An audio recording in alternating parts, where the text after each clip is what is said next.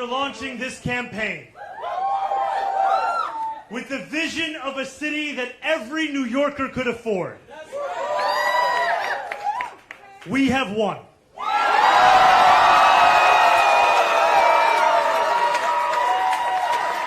We have won from Harlem to Bay Ridge. We have won from Jackson Heights to Port Richmond. We have won from Maspeth to Chinatown. We have won because New Yorkers have stood up for a city they can afford.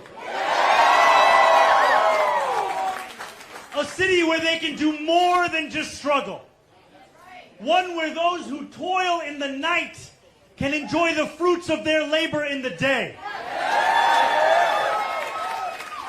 Where hard work is repaid with a stable life.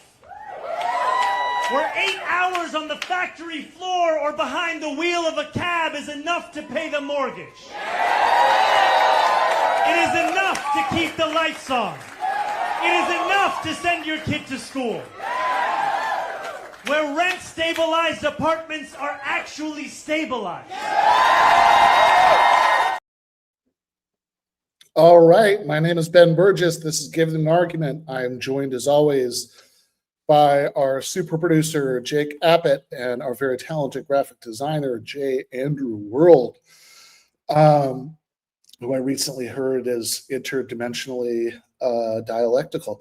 Yes. So just going to leave that hanging without context. But in any case, the voice that you just heard was, of course, the next mayor of New York City, Zohran Mamdani, who at his victory speech after the day after our last episode, when we were talking about the National Review's coverage of him, which we actually have a bit of an update on for today's episode, if we get to it, who won very big.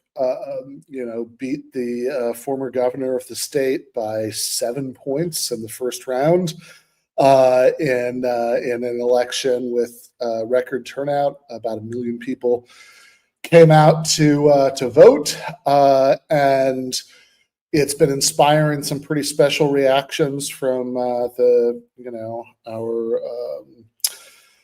from our friends on the right. We'll certainly get to all of that in due course. But of course, New York City has a sitting mayor. That office is currently occupied.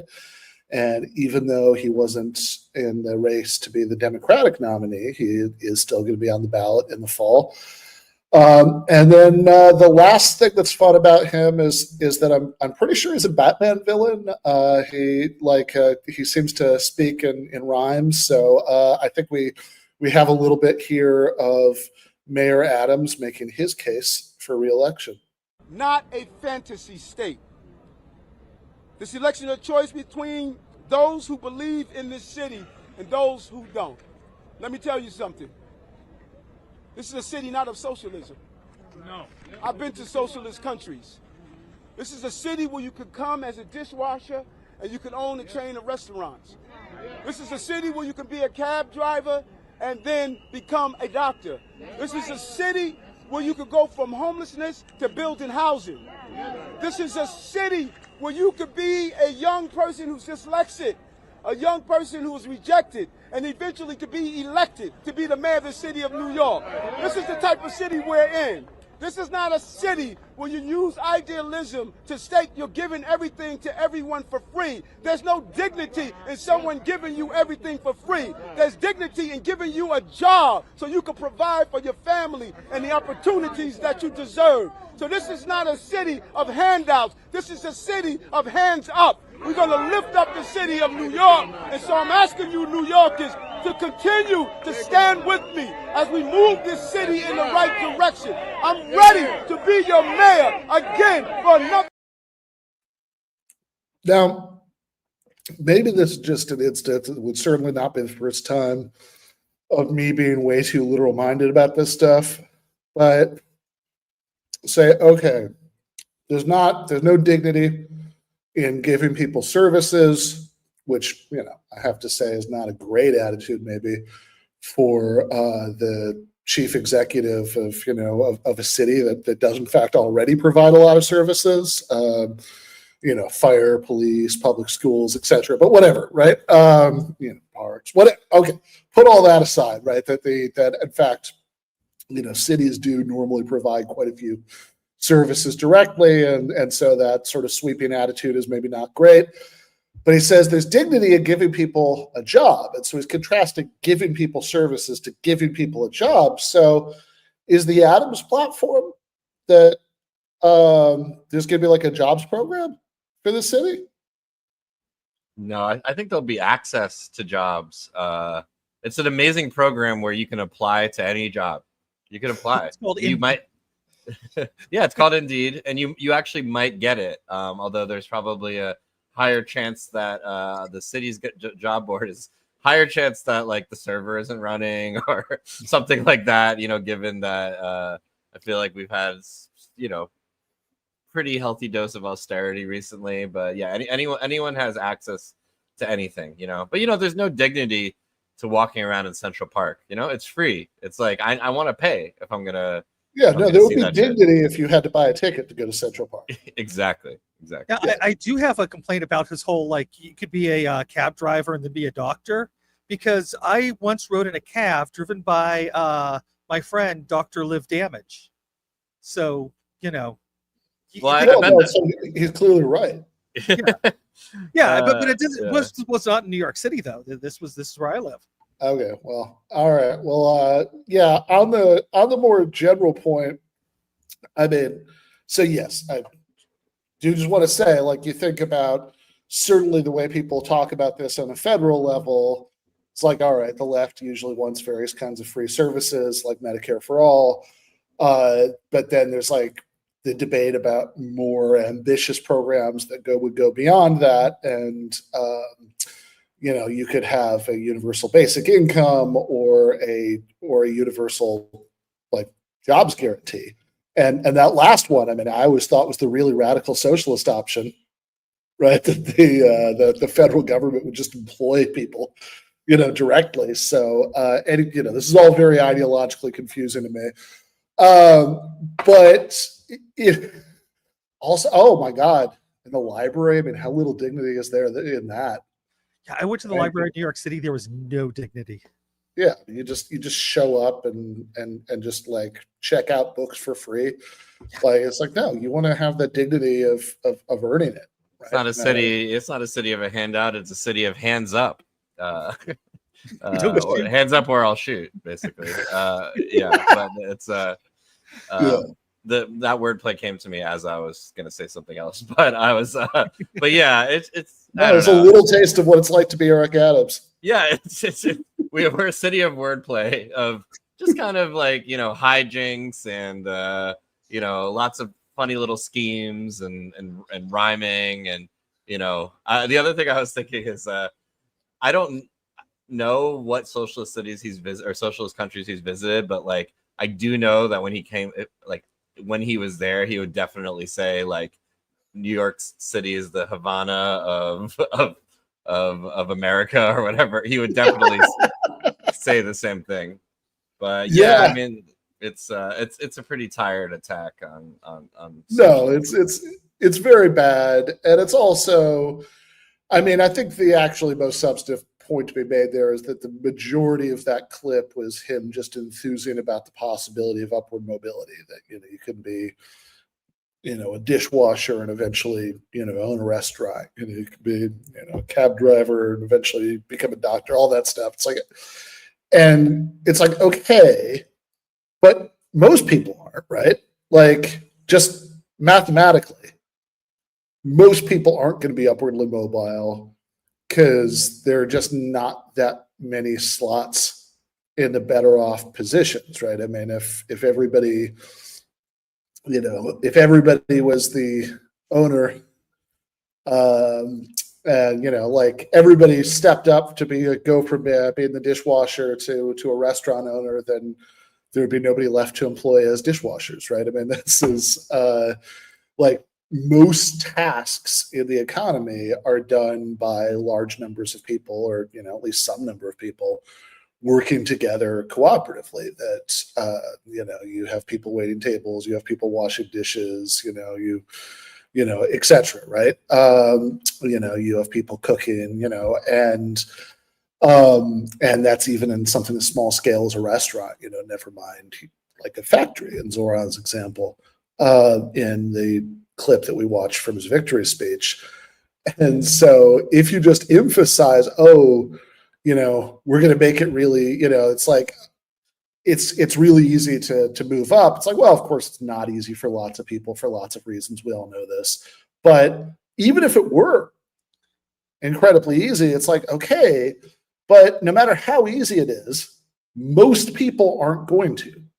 Right? Because the majority of positions in any economy are, the majority of things that need to be done are things, that are not people being, doctors and lawyers and et cetera, right? So the question is, are you going to do anything for the rest of those people, right? I mean, like it's great that, that you've made it really easy to access however many lifeboats you have, but if you don't have enough lifeboats for the majority of the population, then, now I want to hear what the plan is for them. Right? And I think it's particularly disgusting for Adams to say, given that, giving the example of cab drivers, when Zohran literally participated in a hunger strike to try to push forward a deal of relief from the city to cab drivers, who have been so screwed over by different economic trends that cab drivers were committing suicide, right, in this city. And Zohran literally, put his body on the line and did a hunger strike and helped to actually pass, put through a tentative deal to give them some relief. So I feel like if anyone's trying to actually help in a material way cab drivers, I don't really know what Adams's record is on that, but I don't think it's nearly as impressive as Zohran's. Okay, well, so far this is a contrast that sounds better for Zohran, but there was a major scandal that emerged about him. We actually have a couple of Zohran scandals that we want to cover, but let's start with probably the most significant one, which is that he was eating some kind of rice dish and he did it wrong. So the third holy grail of taboos in American politics, you have socialism, you have Islam, and then you have Palestine. And you are really going for the trifecta. Let's go, baby. Let's go. Tell me, why is Palestine a part of your politics? When you grow up as someone, especially in the third world, you have a very different understanding of the Palestinian struggle. Yeah. Now, what he's saying, whatever, but the important thing there, as right-wing Twitter has been telling me nonstop, is that is an unacceptable way to eat. Do we even know what exactly he was eating? No, I don't. It kind of looks good, but I know I'm not supposed to think that. I saw somebody reference it. It is a specific ethnic dish, and it is traditionally eaten with your hands. Nevertheless, however that dish might be traditionally eaten, if you want to be a mayor of a major city in my country, you say, no, this is America. You give me a fork to eat that with. That's that's how you do it, right? Then a bald eagle will spontaneously fly past as you say it, just because the force of the Americanness of your demand. Okay, so we have a few tweets by different conservative commentators talking about this. Sorry, I can't quite read in the glare. It's Congressman Brandon Gill. Yes, he says, civilized people in America don't eat like this. If you refuse to adopt Western customs, go back to the third world. This is also why when I go to Korean or Chinese restaurants, if they try to give me chopsticks, I just scream at them, and then I actually keep a boombox where I play "God Bless America." And you start filming, which is it always goes viral, which is great for the show. Yeah, exactly. No, we do not, doesn't matter what anybody else's customs are. We do not eat that way in the United States. We got a couple more. Yes, we've got Savannah Hernandez. Do we know who this is? Yeah, she is a reporter who has been on Fox News and OAN and all those conservative networks. Also has ties with Turning Points USA. Yeah, that sounds right. Anybody who eats with their hands like this should be barred from ever being allowed in American politics. That one's more exciting. It's not just that people shouldn't vote for him, but that in fact, New York should invoke the little known,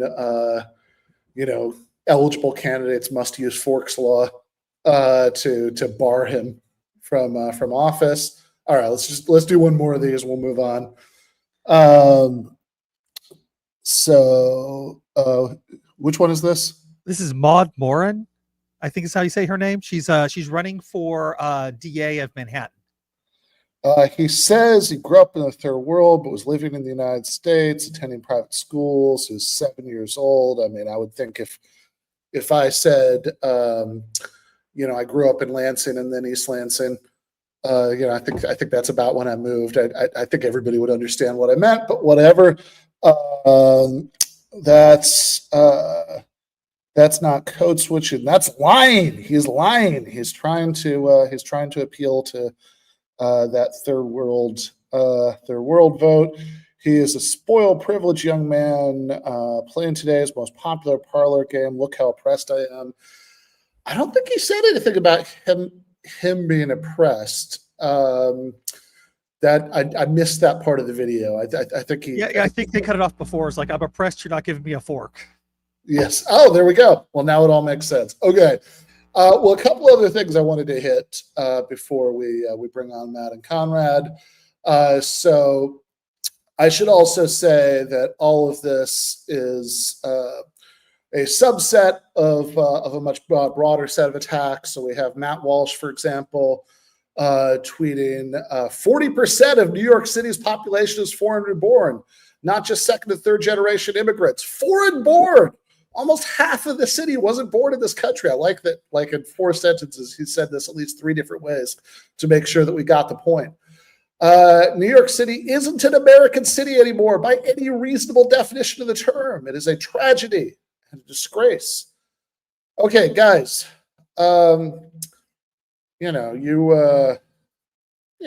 just fun pop quiz on history.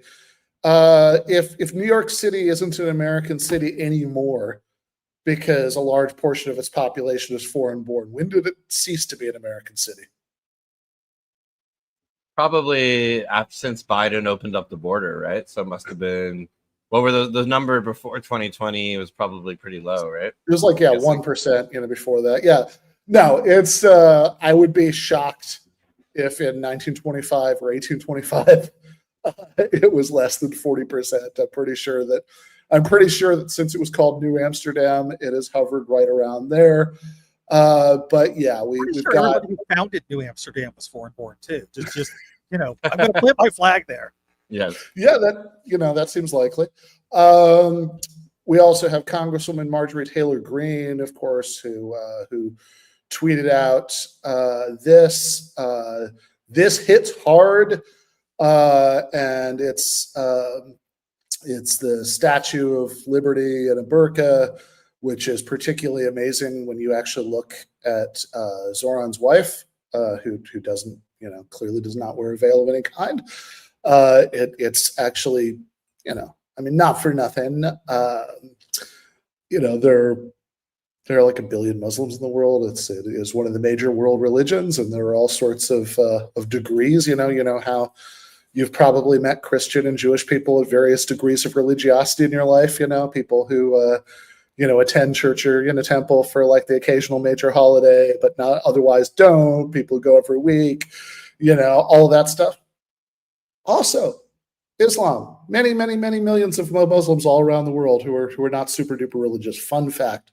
While we're just dishing out this important trivia, I do actually think that a lot of this stuff, I think David Griskin posted something really smart today, which is that, obviously, I mean, be above and beyond just kind of, revving up their own base for whatever it's worth. I don't think it's going to help them in the New York City mayoral election to, this kind of Islamophobic fervor.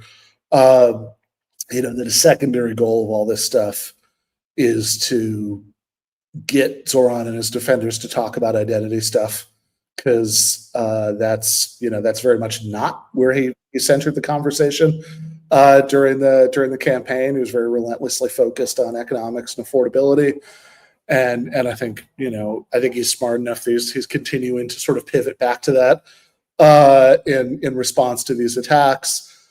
But last thing I wanted to cover, just because I did promise an update about this, is, to be fair, our friends at the National Review, we looked at their previous Zohran article last time, and to be fair, rather than just kind of doing this, sort of bizarre racism about Zohran's background, or eating an ethnic dish in the way it's traditionally supposed to be eaten, or being a Muslim and therefore a member of the Taliban, because those are exactly the same thing. To be totally fair, the National Review has been focused on the economic platform, at least in this article. So they put out a follow-up article about Zohran called "Is Zohran Mamdani a Lifelong Socialist?" And we're not going to go through the whole thing. We want to bring the guys on, but I do just want to go through some highlights here. So it says Zohran Mamdani claims he didn't really identify as a democratic socialist until after Bernie Sanders' 2016 presidential campaign. He was 25 years old. I'm skeptical. The Democratic candidate in the New York mayoral race grew up in a left-wing family. Now, one thing we all know from knowing people is that if your parents care about like a certain cause or point of view, then you as their child will automatically also care about it. From the moment you pop out of the womb onward, because that's how parents and children work. Exactly. My children, they are always going to concerts with me. They never share all your all the movies you want to get them to watch. Yeah. They just I'd be like, hey, you want to watch this with me? And like my kids are just like rolling their eyes, like why would I want to watch the 1994 Street Fighter movie? Come on. Exactly. But my favorite two things from here, so there's a reference to his father's academic work. Mahmoud Mamdani actually sounds awesome. I think I actually kind of want to read some of these articles, but there's something about class struggle in Uganda that actually sounds really interesting.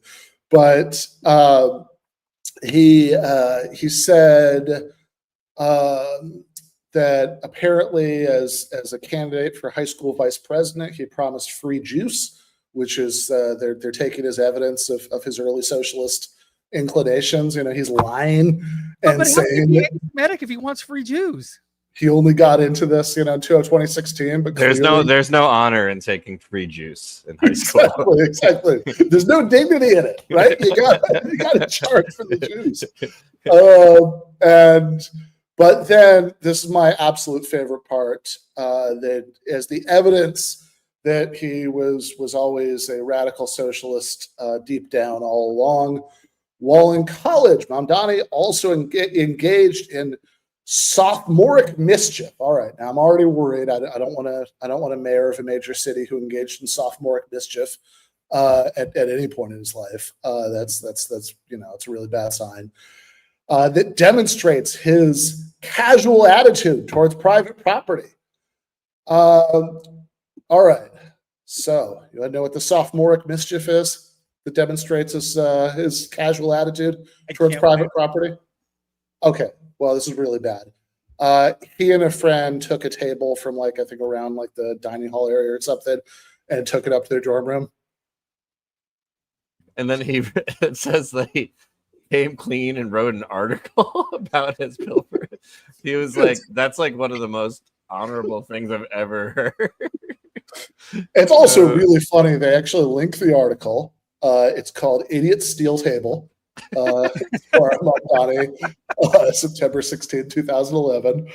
And it is actually really funny how much of his personality you can already see in this, because it actually ends like it's just kind of, it's not that serious. It's just sort of a lighthearted, like, oh, here's this dumb thing that me and my friend did, and then we got caught. But it actually ends with praise for the security guy who caught him. It said, by the end of the conversation, I had admitted to taking a table from the second floor west without asking anyone, and also to having been an idiot in this process. At this point, you may be expecting to F the system, but I have to admit I have nothing but love for Randy. He was a good man about the whole thing, still gives me a handshake whenever I see him, and has made sure I'll never borrow a table again. Here's to the man with the deepest voice I've ever heard and the trendiest wristbands on campus, continuing to catch idiot table snatching thieves for years to come.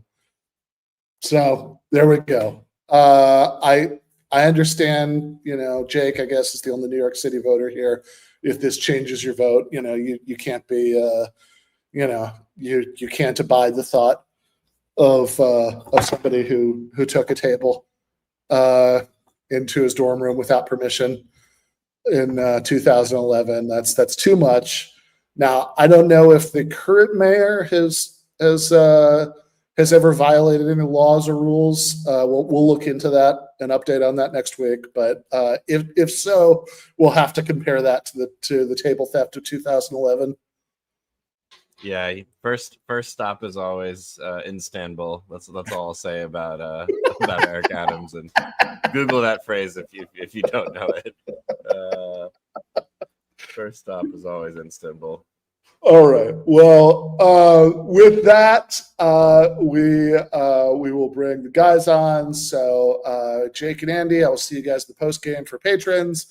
But that we are joined by Matt McManus and Conrad Hamilton, who have both been on the show before, but the occasion for having them on right now is the publication of this book, Flowers for Marx, which is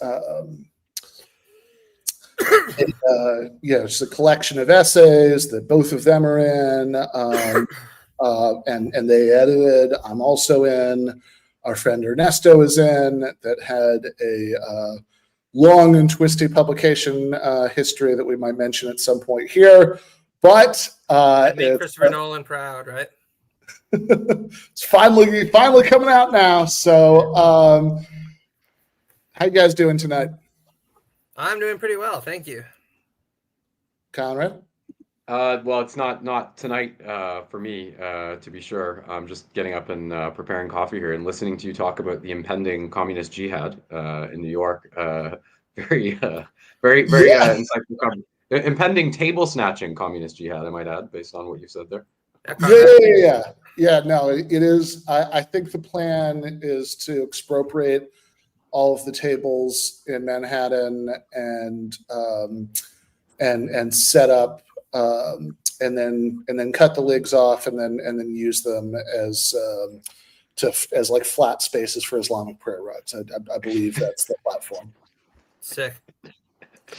Yeah, I saw a post claiming that his wife was going to start it was legitimately claiming his wife was going to start BDSM tinged re-education camps for middle-aged conservative men. And when you read that kind of thing, you really think, like, in a Freudian way, that has to be a repressed wish, right? Like, I mean, this is just a reminder. This is his wife, right? So, I'm not gonna. Yeah, looks very deeply repressed to me.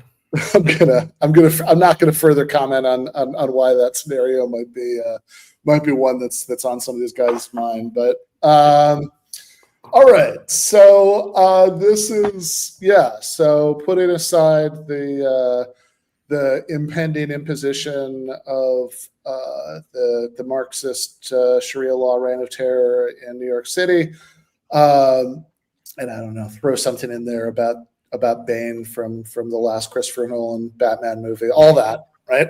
all that we all know is coming. I do want to talk about Marx and who's that again? Karl Marx. Oh, okay. Yeah, I think I've heard that name before. Yeah. It was 19th century German philosopher and economist. I know it's an abrupt change of subject, but this wasn't he also the guy who sold his soul to Satan at one point? I remember there was like a lot of 19th century Germans who did that, right? It was kind of the in fashion thing. Yeah, no, I think that's right. I think there's I think here's what Faust is based on. It makes a lot of sense, yeah. Yeah. Well, I do want to talk about that. So the first essay in this book, is in defense of Marxist humanism. So that's by Matt. So maybe we can start by talking a bit about that, and maybe kind of work in like some of what the kind of genesis was of the project, like some of what the book's supposed to lay out, and of course Conrad is the other editor, the original editor. If you want to kind of jump in on this part also. Sure. Well, the book was first floated to all of us really by Conrad back in 2022. A lifetime ago, as Colonel Kurtz once put it, right? Whole different world, different president, or really the same president, right? Because he's back again now, right? Pandemic, all that kind of crap. And I originally thought that I was actually just going to be contributing a pretty small essay. My plan was for something that was kind of Jacobin length on Marxist humanism. But gradually, as the book evolved and took more time to come out, my role also evolved and expanded. So now I've contributed a few different pieces. I helped edit some of the work.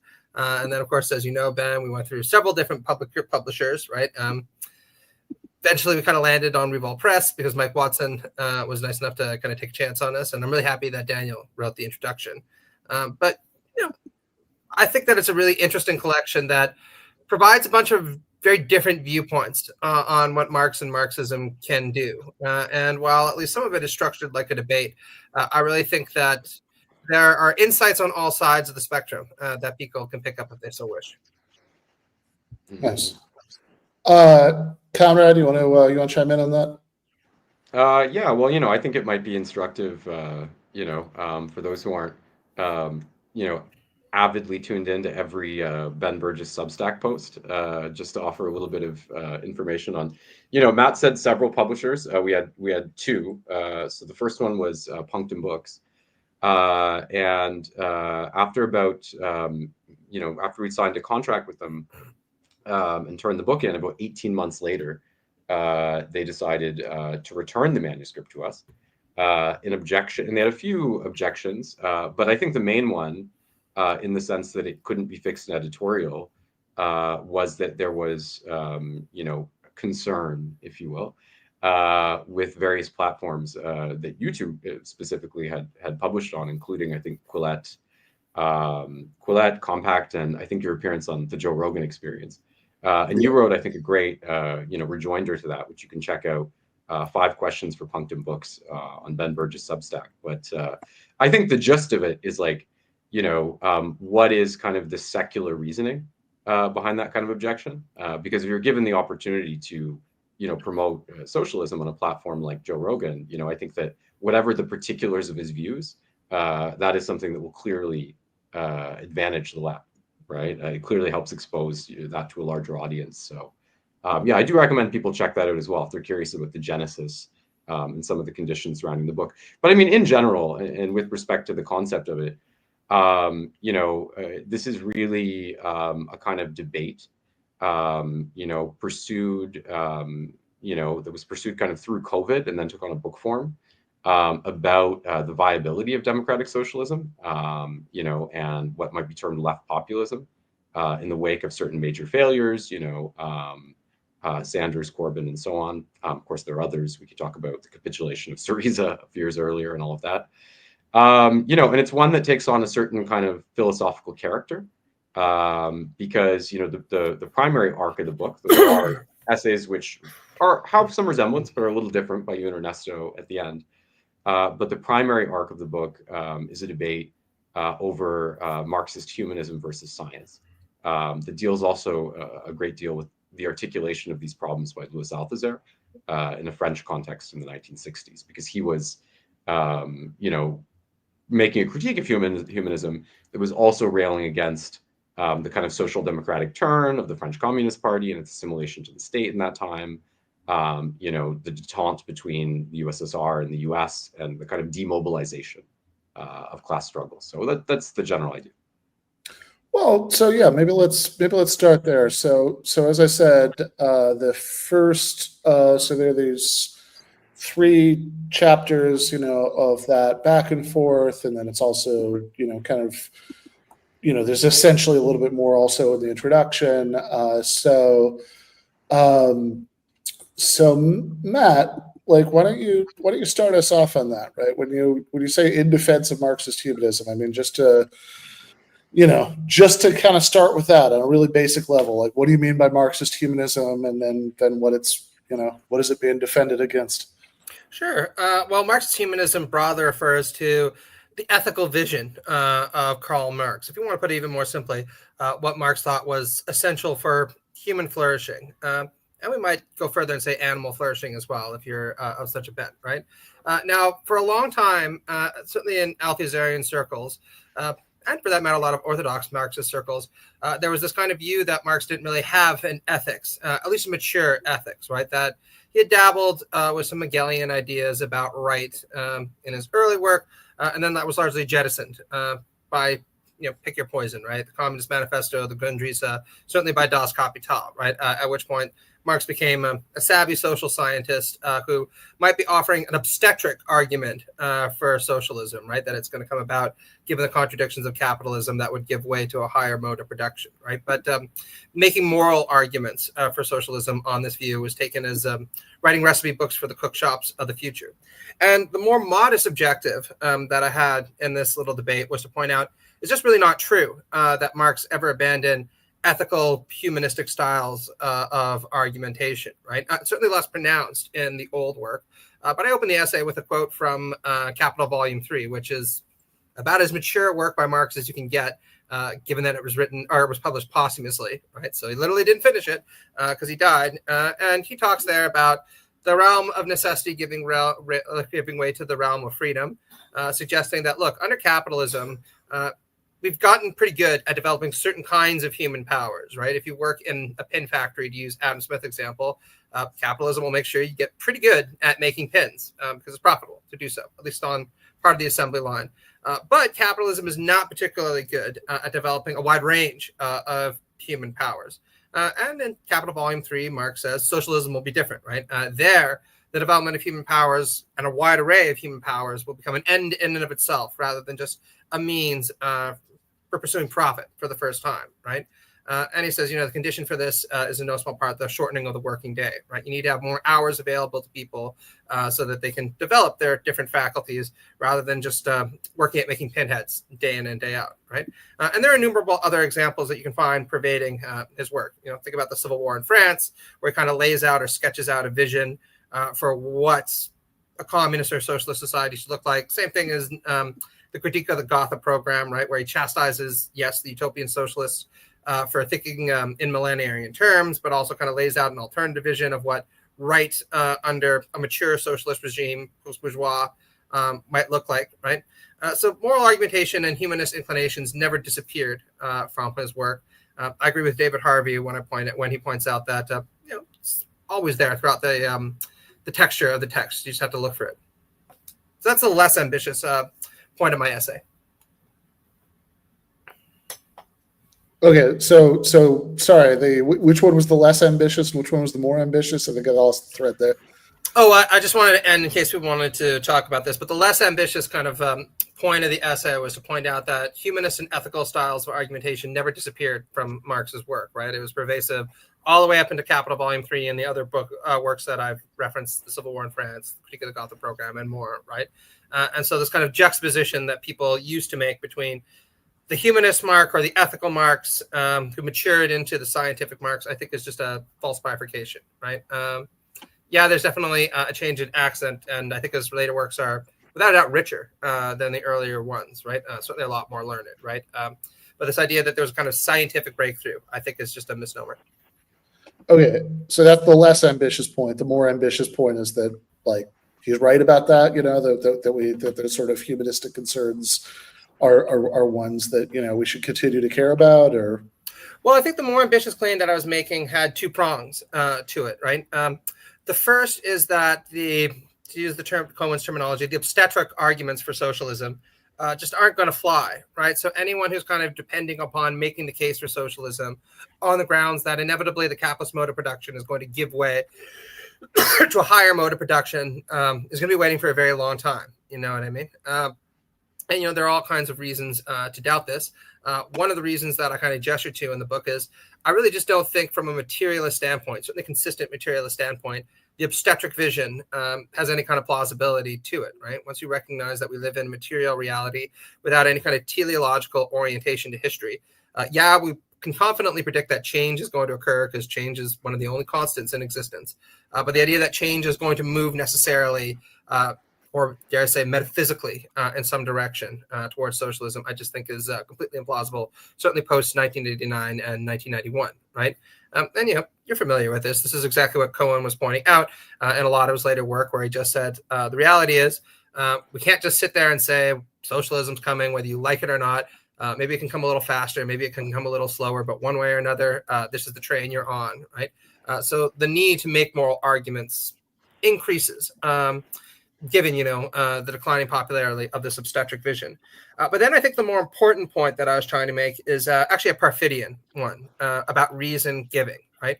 Because baked into this obstetric vision, again, was this feeling that one does not need to even argue for the moral superiority of socialism, because it's just taken for granted that given the, yeah, I'm jealous of that too, believe me, right? We should all be there, or we should all be so lucky.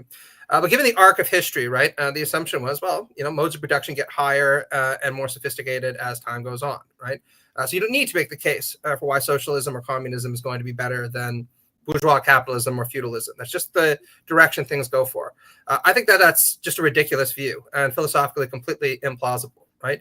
I think that it rests very, very, very, very heavily on this implicit assumption that socialism will be freer and more equal, and that freedom and equality are just good things, obviously, right? And I don't need to suppose that this is what people think, right? I remember talking to Zohran Mao, and that's exactly the claim that he made, right? To this day, right? You know, how can you be opposed to more freedom?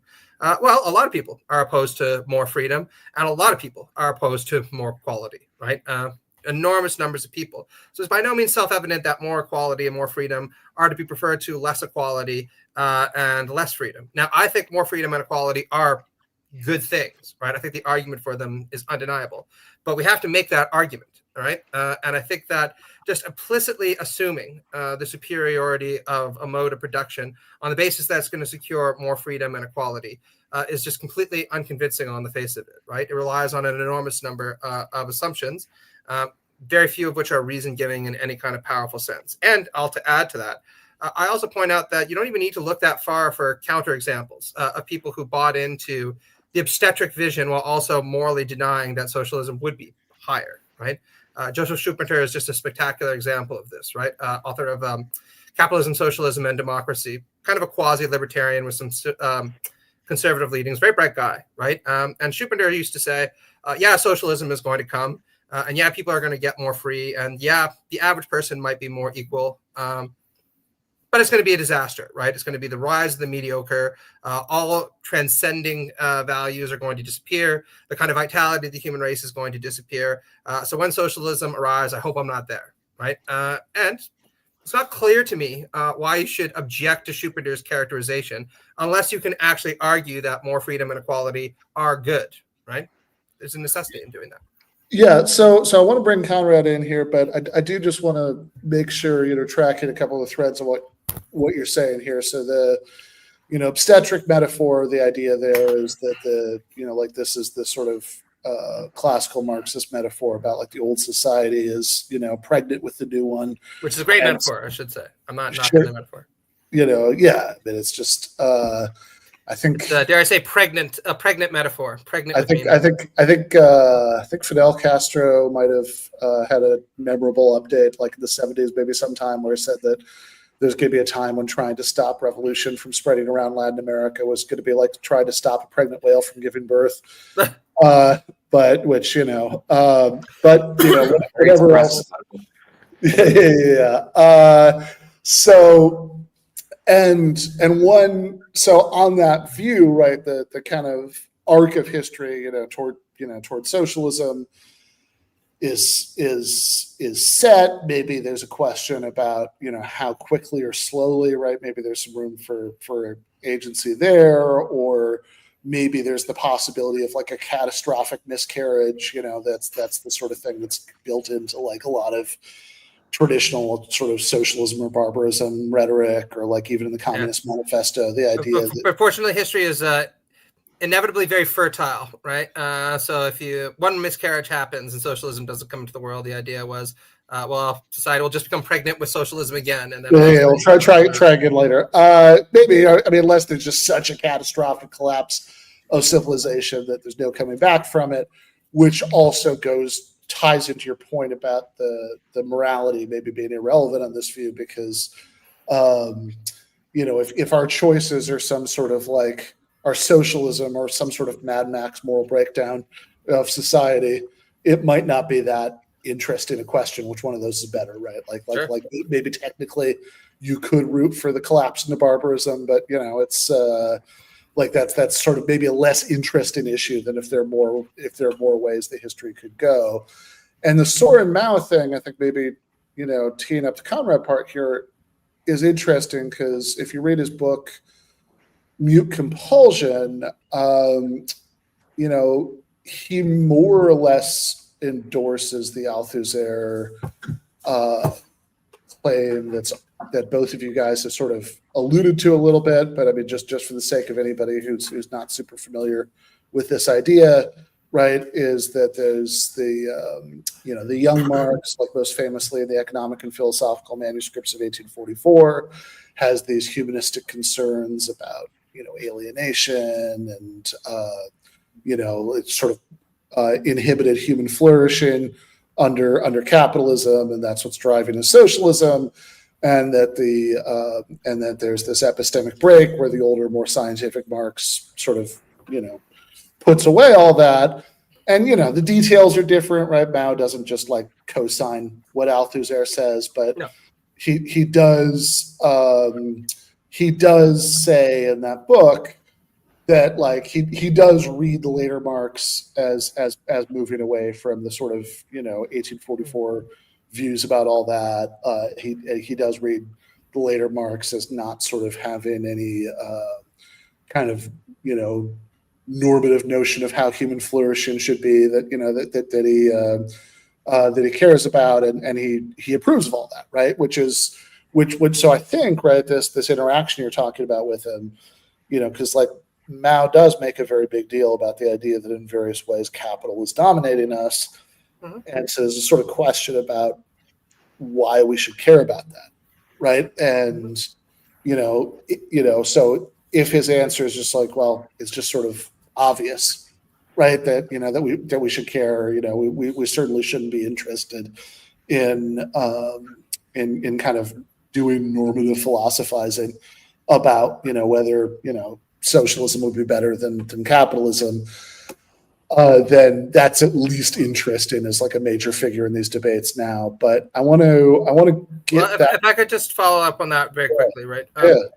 I want to say first up, I think his book is brilliant, right? And when I'm criticizing some aspects of orthodox Marxist theory, I'm not suggesting that the critique of power, let alone the critique of political economy, should be sidelined in favor of moral argumentation, right? I mean, I've always said from each socialist thinker according to his ability, to each socialist thinker according to his merits or demerits, right? So if you can make a good moral case for socialism, by all means do it.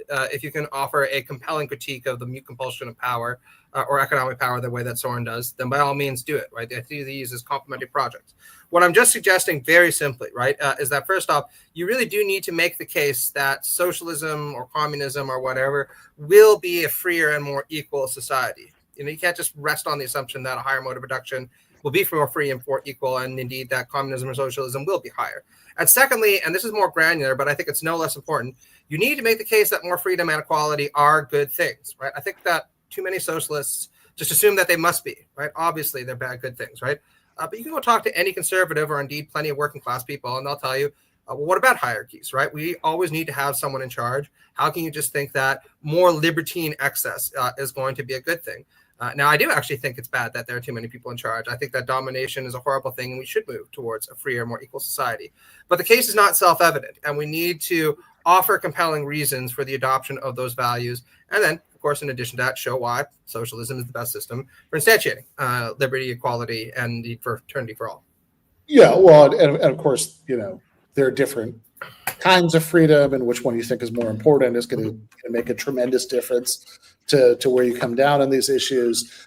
You know, but of course we could, you know, sit around here, you and I agreeing about this stuff, but I think it's more interesting to loop in this other perspective. For the record, I would give a little bit more of a mixed review than I think you would to mute compulsion, but maybe sometime we'll get Mal on the podcast and you know and talk to him about it directly. But we don't have him here tonight, but we do have Conrad Hamilton, who has a different view on this, right? So this is the second essay in here, Rupture and Reunion, a response to Matthew McManus. So Conrad, I mean, this is clearly that kind of Althusserian critique of Marxist humanism that, like, no, we need to like, there's something that's like kind of undesirably unscientific about this, or maybe it's not like sort of linked to the right kind of political project in the way that we need, is obviously something you are much more sympathetic to. So you want to kind of lay out that case a bit? Yeah, no problem. And I just want to say quickly, I find it interesting about Zohran Mal, about the Althusserian dimension to mute compulsion, because it's, you know, it's part of this isn't so much the topic of his book, but I do think it's part of a larger impulse we've seen, which is this sort of odd, you know, convergence. Because I think his views are kind of ultra left, right? It's sort of odd convergence between people who have kind of ultra left views with this kind of Althusserian standpoint. Which we can see with like Theory Communiste, for example, the French group.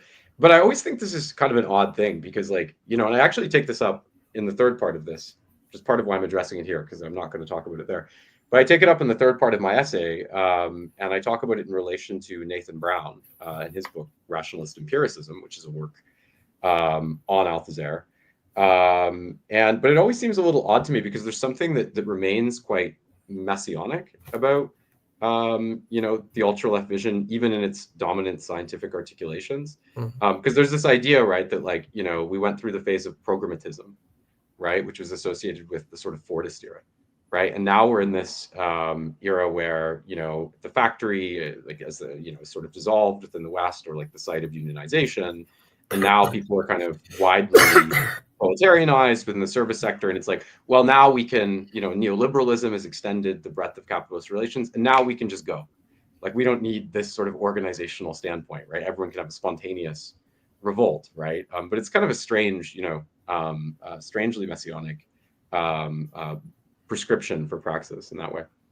But that digression aside, getting back to your point, so my essay, Rupture and Reunion, actually it's the longest essay in the book. It's like you know, 20,000 words, you know, and it's divided into 3 sections. It's getting close to being a zero book in itself. Yeah. Well, it's divided into 3 sections, and it does, in a certain sense, there's a kind of fidelity to Althusser, but particularly in the 3rd section, it also, in its own way, advances a kind of critique of some of the limitations of Althusser as well. But yeah, in the first section, I begin and I make an kind of invitation to the readers to, take the idea of Marxism as a science at least somewhat seriously, or the idea that it could be. And there are a couple of arguments I make in that respect, and I respond to common points of objection that are made around this. So, the first one is kind of like what I call the Nietzschean argument. So it's the idea that, Marxism is sort of a species updating of Christianity, right? And thus could not be a science. And I point out that this, it treats something, it makes this conflation, right? Marxism with Christianity, for example, based merely on, the commonality of a certain kind of general concern, right? The welfare of the poor, if you will. Not that that is, strictly speaking, the message of Marxism, but whatever. Or socialism. And I point out that, this would be akin to, like, you think about a situation where, an earthquake happens, right? And, someone purports to explain it by virtue of meteorology, right? And the other person purports to explain it, by virtue of saying, well, it's because there are Jews or Muslims here, right? There's a big difference, right, in terms of the kind of, sophistication of the sort of causal ideology that's being deployed there. So something's elided. And the second point I make in this section, or not in this section, but the section of this section, if you will, is that another major objection is what I call the Popperian argument, right? The sort of falsificationist kind of notion, right? Marxism can't be falsified, and so on. And of course, I think Popper actually did say that Marxism, initially could be falsified, but that its predictions were proven false, right? That was. But what I point out there is that it's very hard in general to use the falsificationist hypothesis to historically understand science. So even if we look at someone like Galileo, I mean, he was kind of like making sort of abductive projections about how a system might function, in the advance of like a real physics existing that could support it. So like, this is the thing. I mean, Althusser is not coming from a falsificationist standpoint. He's coming from French historical epistemology, right, which is like French philosophy of science, right? And they reject the idea of a kind of universal meta-science. So for French historical epistemology, science has to retroactively posit the conditions of its own veracity, right? And of course, we know there are enormous differences, right? If you look at, mathematics and biology, and so on and so forth. But I thought this was funny, actually, because in 1989, before he was cardinal, Ratzinger, he gave a speech about, that touched on the persecution of Galileo. And what he basically said is that the church, wasn't wrong to persecute him because, his ideas couldn't be falsified. So I thought that was sort of a, but in any event, that's sort of the preliminary. But the main point of the first section is actually that, one of the things that, I mean, Matt's a little bit vague in his chapter in terms of, he says, like, I'm kind of using, I'm talking not so much about Althusser specifically, but kind of about Althusserians, right?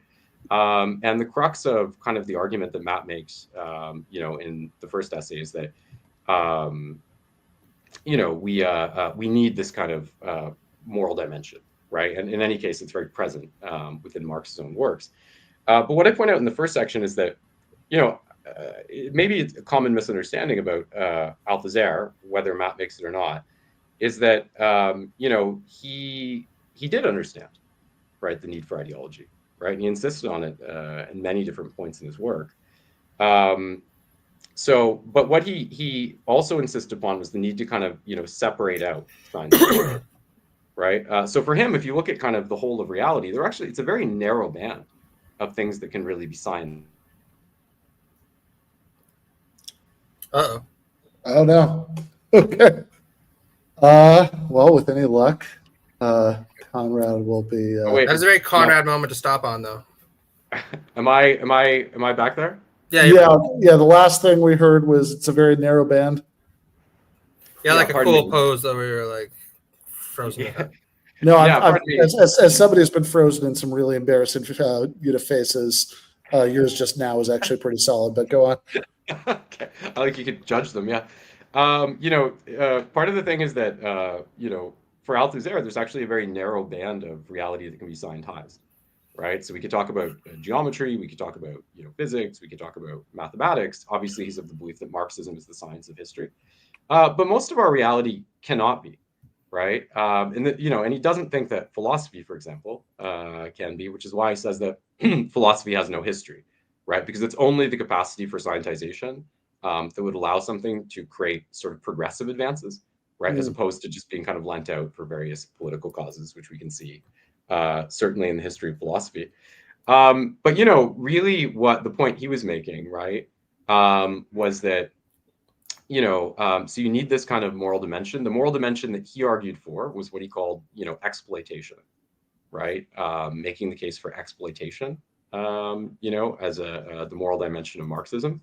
But he argued that the turn to humanism, right, was connected to a sort of deleterious process, right? So of course he objected to not necessarily the denunciation of Stalin as such, but the way that it was done, right? Because these terms like cult of personality, violations of law, he felt that they were fundamentally sort of bourgeois and superstructural, and that because it was done that way, one of the troubling aspects of it was it actually allowed the USSR to continue, being to a significant extent what it was under Stalin, right? Because the critique was actually pursued in fairly superficial terms. More generally, he also felt that humanism was being used to justify the demobilization of class struggle, and the demobilization of class struggle in France as well with the PCF. And that this was connected to the historical content of humanism as a notion, right? Because it's deeply connected with, the emergence of capitalism, the sort of metaphysical rendition of the individual as a source of commodified labor power, the legal structures that are associated with property, and all of this. So that's sort of the first section of my essay.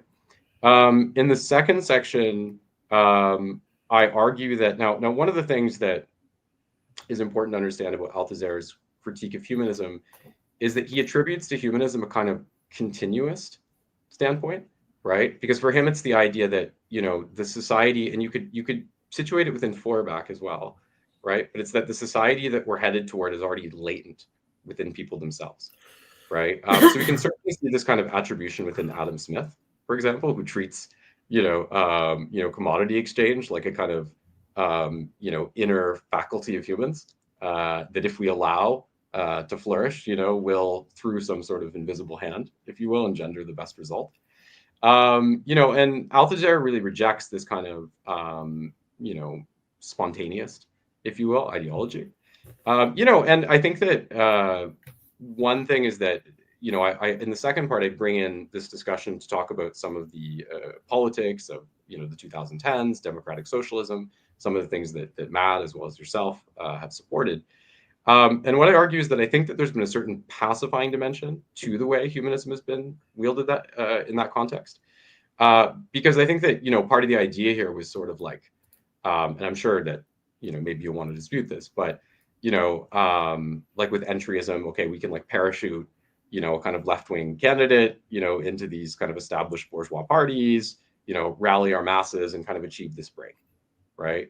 And I think that, in a sense, what was underestimated about this was, the degree and intensity of the kind of counter-hegemonic organizing that's actually required to make that kind of break. And sometimes you'll see this, like when you look through Jacobin, you'll kind of read these articles that are a little bit glib, like, doesn't everybody love public libraries? Like a socialist in every one of us, in this kind of way. So I object to it in that way.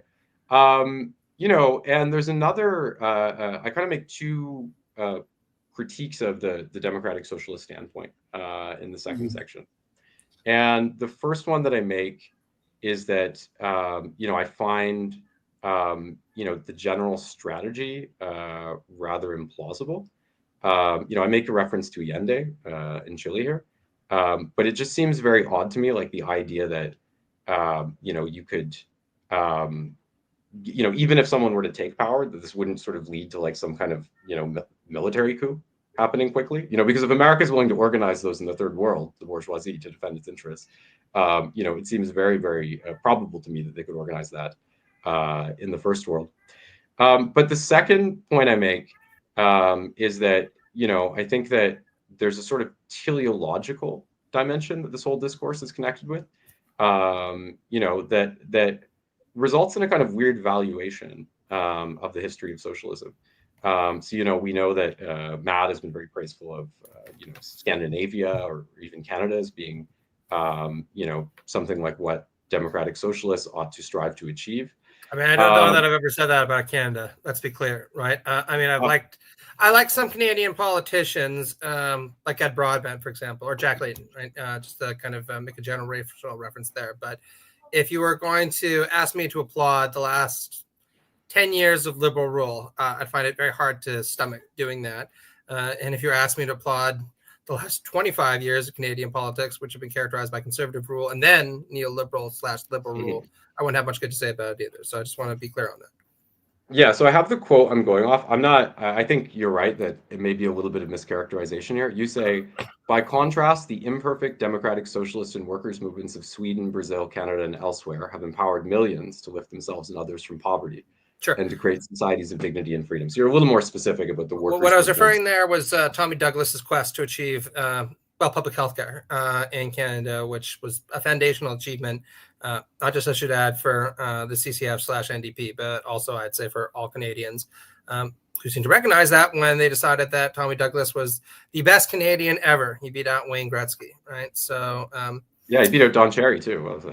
Yeah, well, it's a little easier to beat out John Cherry, given that, Don Cherry has a way of making friends and enemies. But long story short, right, I want to make very clear, I'm not holding up the Canadian state as a model for emulation. I'm suggesting that there are successful socialist, or if you want to call them social democratic movements in Canada that achieve tangible policy goals that are worth learning from in the United States and elsewhere. Yeah, I mean, I would even say, I mean, if I heard that sentence correctly, right, that is about socialist movements in those countries and what they've achieved. I mean, I would say, like, even if, I mean, you have socialist and communist groups that have like played one role or another in these, but I mean, I would even say, like, like the labor movement or the civil rights movement in the United States has achieved amazing things, right? That doesn't mean that I think that the United States as it currently exists is, anything to write home about. I often point out that the irony is that for all the right likes to monopolize Christianity as its own political vehicle, the most successful political Christian movement in the United States in the 20th century was spearheaded by a democratic socialist and actually achieved quite remarkable gains for civil rights. Obviously I'm talking about the civil rights movement, right? So, just because a movement doesn't succeed in completely transforming the mode of production or the institutions that surround it doesn't mean we shouldn't learn from their achievements. Yeah, to put it in use a turn of phrase I've heard Conrad use a few times, right? Just because we haven't arrived at the socialism of the 23rd century, that doesn't mean that nothing has been accomplished. But okay, so you got cut off a bit earlier there, Conrad. I want to kind of go back to where you were. Because we had this very sort of theoretical component, right? This sort of So there was a defense of Marxism as a scientific project. The kind of the scientific respectability of that. There's this kind of Althusserian like philosophical critique of Marxist humanism, sort of shading into a set of like kind of late 20th century political concerns about, the evolution of the Soviet Union and détente and all that stuff. And then last, right, this is what you were talking about, right, when we veered off a few minutes ago. Last, there's you kind of bringing that into the politics of the 21st century and your kind of concerns about democratic socialist strategies given the kind of defeats and setbacks of the last decade or so. Yes. So as I said, the first part I point out where I find the strategy a little bit, fanciful. But in the second part, I critique what I perceive as a kind of maybe latent teleological vision that's present within this thinking. And I don't want to take the term teleological too far, because we already had this debate, and I said I do think that completely dispensing with quote productivist categories also ends up dispensing with Marxism at some level. But that part is very close. I mean, what I kept thinking was that I agree with you, by the way, for the record, that falsificationism isn't plausible anyway, right? As a philosophy of science, I mean, that doesn't fit a great deal of like good scientific practice and physics or whatever. But like, even if we did go with the really simple Karl Popper view that it's, I should say that Popper also rejected Popper in this book, where he points out that his simple version of falsificationism or fallibilism need to be rejected for one that incorporated more Kuhnian insights, right? Accepting that there was pre-empirical data that was foundational to any kind of scientific discipline. But even if we went for the earlier Popper kind of simple view that that science is differentiated from pseudoscience by its ability, like making itself open to empirical refutation, it's like, I don't know, man. I think maybe if you had, if we, build a spaceship and like visit like an alien planet that had, had a super low level of productive development, but also, was living in flourishing socialism, or conversely was still, super advanced and, actually was like many science fiction books and movies, was super advanced, but still somehow living under feudalism. That actually maybe would be an empirical refutation of a lot of classical Marxist claims. But, I think the more interesting part of this to me, maybe, I guess, is, and if you wanted to loop back to anything you didn't get to, feel free. Could I just wrap there? Finish your thought. Tie it up with a bow. Yeah. So in the second section of the essay, I argued that there's a kind of, or the second section of the second section of the essay, I argue that there's a kind of latent teleological vision there that results in some odd valuations with respect to different societies. So, the valorization of Scandinavia, for example, I talk about, the role of different firms there and international exploitation, the limits of their commitment to anti-colonialism and anti-imperialism globally in comparison with places like the Soviet Union that were so instrumental, not just in,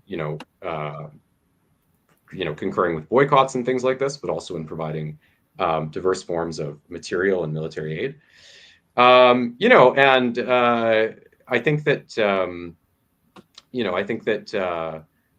this is sort of, it's kind of this perspective that, like, ultimately what it boils down to is the idea that these societies weren't ready for socialism. Like, if we think of Russia or China, right? And they're devalued on this basis. I mean, I know that Bhaskar Sankara calls them a false start. I think Matt McManus says they created a shit sandwich out of socialism. But these are places like China, 800 million people out of poverty, the Soviet Union, 200 million people out of poverty. To me, in a certain sense, the question of whether they were ready for it, is immaterial compared to the question of what would have been the preferable alternative under those conditions. Would concurrence with the world market at the stage that they made the shift to socialism have resulted in, e.g., less people dying of starvation? And I'm certainly very skeptical of that claim, because as Sankara points out in his own book, if you look at the failure to achieve poverty alleviation in India, you'll have to go look at the book specifically to find the specificity of this statistic. No, I remember what you're talking about. Yeah. Oh no. No. Okay. Well, in this case, I'm actually in the weird position of knowing how the sentence was going to end, because I do remember exactly the part of Bhaskar's book he's talking about that. About there being more poverty alleviation in China, like in China than in India, which would be, oh no, we lost him entirely. Okay, well, I am going to proceed on the assumption that he will be back that the arc of history bends towards Conrad getting to participate in the episode. So whatever technical difficulties he might be having right this second. But while we are waiting for him to get back, since this actually does maybe reflect in a fairly natural way the structure of the book, right? Because we had you start us off with your essay, and then there is Conrad's very long response, right? That sort of 20,000 word beast of an essay, and then you respond to it. So yeah, we could. So if we did have to do that, it would be fairly natural anyway, because it would be a reflection of the book. But while I was saying all that, that took long enough that we got Conrad back. So last we heard from you, you were talking about China and India. Yeah. Can you hear me? Yep. Okay. Yeah, I don't see myself like in the actual conversation. Oh, interesting. We see you. Yeah. Okay. So what and then in the final section of the essay, and I'll just make this very, very schematic because it deals with, I think, sort of theoretical issues that are a little bit digressive with respect to the overall debate to a large extent.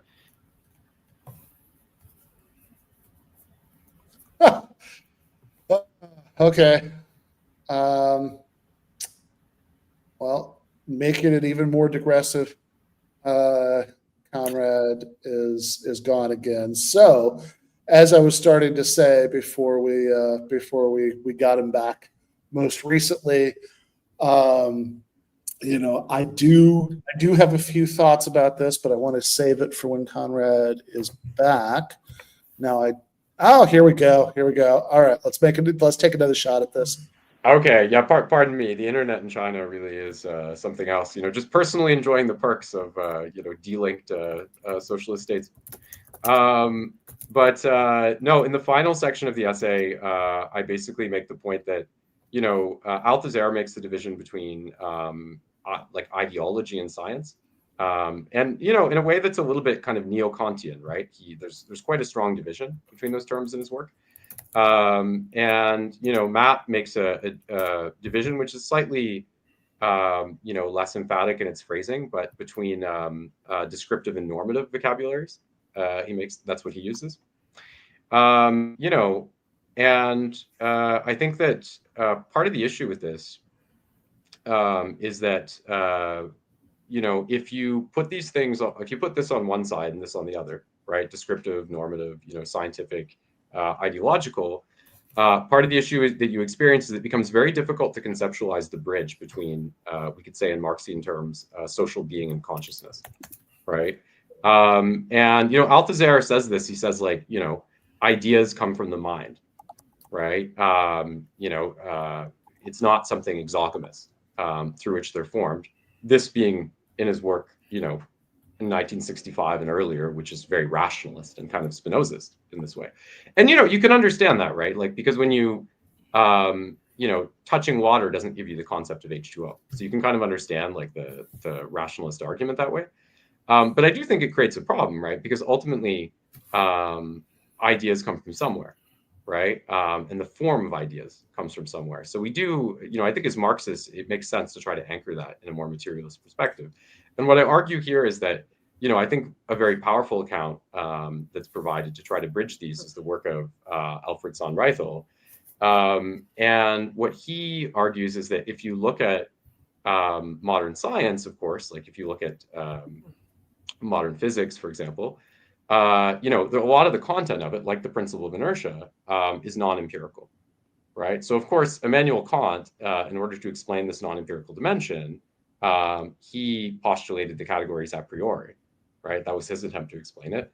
But what Sohn-Reithel argues is that, the categories a priori are not just innate, right? That there's actually an accretion of social knowledge, that helps build them up. And, more specifically, that if we look at the operationalization of the commodity form throughout history, that this is what actually creates the formal possibility of this kind of non-empirical understanding, right? So if we think of, even the way that Kant conflates like physical space with geometric space, in the first critique, or Euclidean space.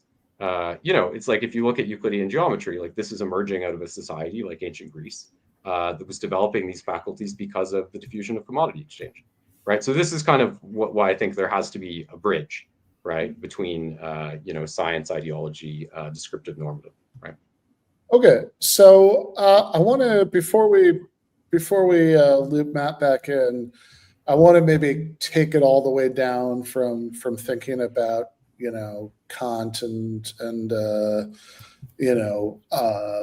priori knowledge and all that to the practical political level, because there are a lot of this. Not the first or fifth time I've talked to you about stuff like this. Then I don't want to just like kind of rehearse past conversations here, but I think maybe one way of sort of interestingly getting in a couple of these issues would be to say, when you're talking about what used to be called actually existing socialism back when it actually existed, that you said, okay, the issue is not, when you think about whether it's a false start, it's not were these societies ready, where like the claim, right, if you're going to say on historical materialist grounds they're not ready, the claim would be that attempts to sort of leap to socialism under these circumstances are not going to be successful, that they're predictably going to lead to something other than a flourishing socialism and probably eventually collapse back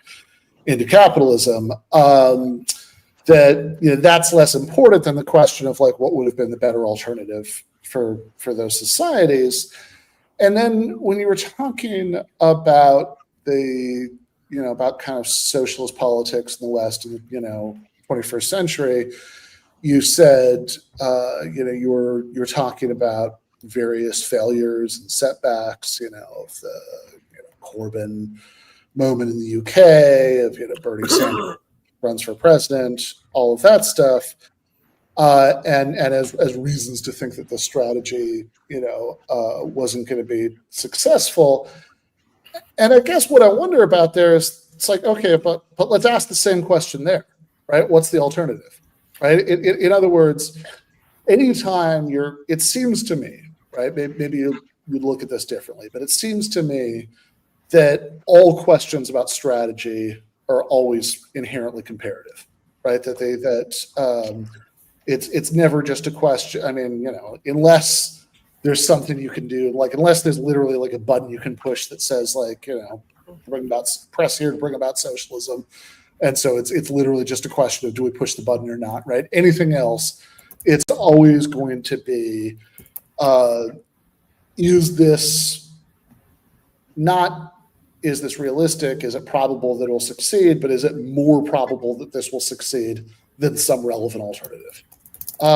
And so I guess what I wonder here is, yeah, I mean, you could certainly look.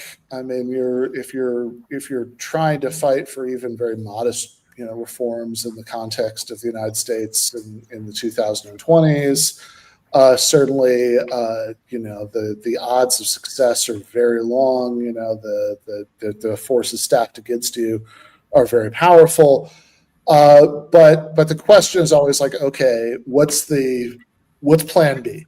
Right? Because if, certainly, like, I don't think this is what you're saying, but just to illustrate the structure of the point, like, this is always something that drives me crazy when people are specifically criticizing the electoral strategy of trying to fight for, Democratic ballot lines in the name of like third party, electoralism. And, and they'll say, oh, look, it's so stupid to try to do this because the deck is stacked against you so much in these Democratic primaries, which always just seems like, yeah, but it's much, much, much more stacked against you running as a third party candidate, right? I mean, like, that's like everything you can say about the I wouldn't even say the deck is stacked against you. You're not even allowed into the fucking casino, right? You're trying to run your own little, under the table game next to the casino where everyone else. Yeah, I mean, anything you could say about the ways that the game is rigged, right? It's much more severely rigged when a question of like even getting on the ballot in the first place, debates, and et cetera, the basic structural incentive of first past the post elections, all that stuff, and. So, and it also does, seem to me that it's like, okay, well, if one strategy is a failure in the sense that it only resulted in a socialist candidate being, the second place finisher in 2 presidential elections and only elected a handful of people to Congress, and et cetera, then this seems like a pretty magnificent success story compared to like the last, say, 100 years of socialist and communist third party efforts in the United States. Now, I don't get the sense that you're criticizing this from that perspective, right? From the perspective of, oh, we should be doing a different electoral strategy, but still doing electoral politics. But in some ways that does make the question even more interesting to me, right? Like what's the what's the thing with a greater probability of success that the socialist left isn't doing but ought to? Well, okay. No. Either way. All right, so I just want to say, Conrad asked at what point, what would the alternative be? My suggestion would be anything that didn't end in an authoritarian, indeed draconianly authoritarian system, and tens of millions of people dying, right? So I'll just give 2 parallel examples here, right? On the lower estimate of people who were killed by Chairman Mao, the lower estimate, right? So I'm being as conservative possible.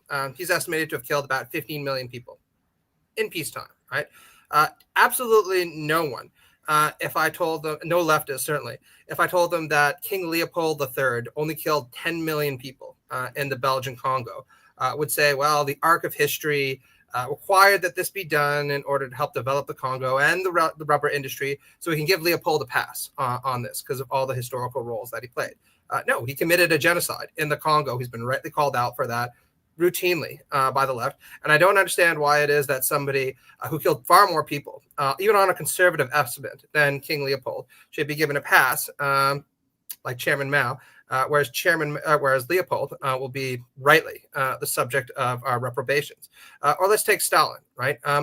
It's estimated that about 4 million people died in the Great Bengal famine in India. And I still routinely see British imperialists say things like, well, but British imperialism did so much. You can't make an omelet without cracking a few eggs. Think about all the institutions and mechanisms that we built in India. Maybe worth the price of those 4 million. Well, the lower estimate in the Holodomor is that about 5 million people died as a result of starvation in Ukraine, right? And I don't know many leftists who will sit there and say, you know what, they are actual British imperialists are right. The Great Bengal famine played a necessary historical role in modernizing India, so we're going to give them a pass. And if we're not going to give them a pass, I'm not sure why it is that we should ever give Stalin or Stalinism a pass in any sense, right? And if you're asking what kind of alternatives might have been pursued, I'm well aware of the fact that these are both developing states that were crippled in many circumstances by wartime. But we shouldn't let people off the hook for the bad things they do on that basis. And there are alternative models of socialism that worked far more successfully. Right? And this is the point that I made when ruminating about Nordic socialism in my recent review of Dragsted's book. Right? I can appreciate the kind of ultra-left critique that says that Nordic socialism is incomplete, problematic, et cetera, in many respects. Right? But you don't sit there and say, well, so far, rockets have only gotten us to the moon. We want to get to Mars. So fuck it. Why don't we just sit there and design a rocket from scratch? Maybe that will get us to Mars. No, you sit there and you say, these people have gotten to the moon. They've designed successful social democratic societies that are far more free and far more equal than any other that have been created in the world. That will be our model going forward. And we will see if we can push further than that. But I just cannot see any kind of circumstance in which making reference to Stalinist or Maoist models is going to get us anywhere strategically. And I think that morally, it's just a catastrophe to try to exonerate those kinds of figures because they don't deserve exoneration. What they deserved was a lifetime in jail. Well, I want to go back to Conrad, obviously, but I do just want to, I don't think anybody's confused about what my perspective is on this, but just to, sort of push the obvious challenge. Oh, sorry, Leopold II. Yes, not Leopold III. Okay, well, that's got my Leopolds too. Thank God we corrected that. Okay, so I did just want to push the obvious challenge, which is like, okay. Norwegian social democracy is great for Norway, but would that really have been an option for, say, China in the 1940s, right? Like that in other words, how relevant is it to Conrad's original question about what the alternative would be for those societies? I'm not sure how successfully those kind of models could have been implemented there, right? But I would say that the comparison is not as unusual as one might think, unless one thinks in terms of scale, right? So Norway, Sweden, Denmark were highly inegalitarian societies in the 19th century, riven with class conflict. In many cases, there were revolutions and wars that broke out between them. And it was a kind of social democracy that not only brought peace, but unity to these states, right? By allowing a high degree of freedom and participation in politics, and indeed in the economy where workers had long been shut out, while later in the 1950s and 60s implementing the kind of welfare measures for which these societies are well known, and that become characteristic of their successes, right? Now, is this model exportable to a country of the scale of the Soviet Union or China? I don't know, right? But again, I think that's strategically, they are much better reference points for us to be pointing to for what we would like to achieve than Maoism or Stalinism or Soviet-style communism or anything of that sort. And I just think morally, there is no comparison between the two. Without a doubt, there's abundant failures that you can point to in Nordic social democracy. But those failures do not include killing 15 million people during peacetime, right? Or allowing 7 million people to starve to death while you're collectivizing the agricultural industry, right?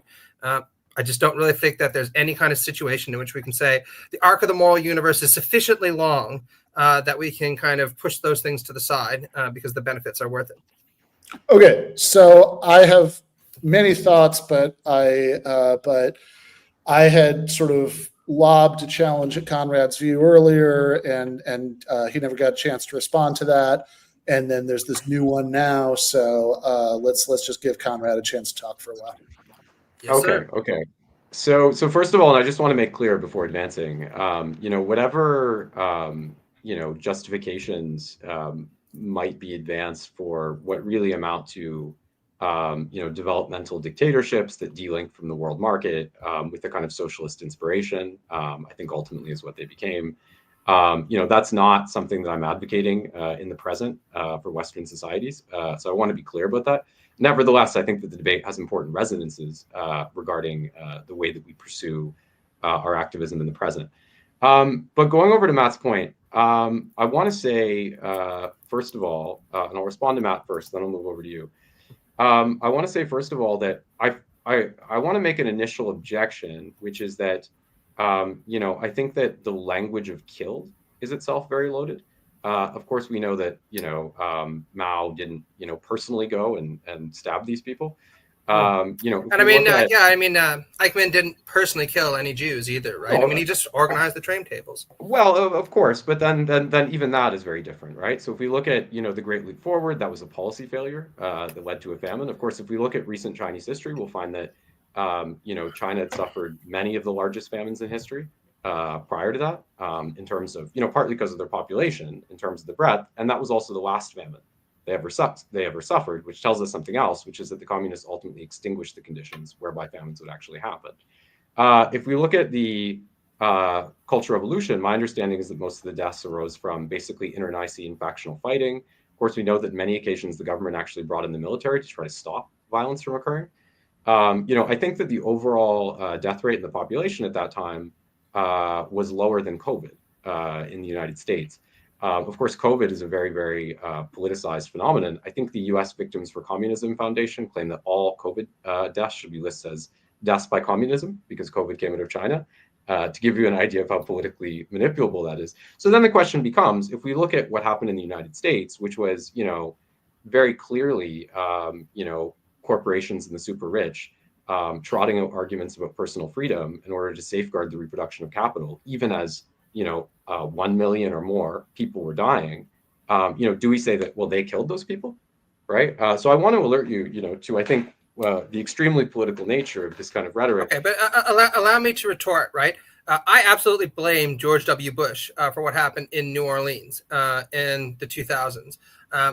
Because he did very, very little when a bad circumstance emerged, and supported the kinds of policies that made it far easier for many, many people to die when the hurricane swept in.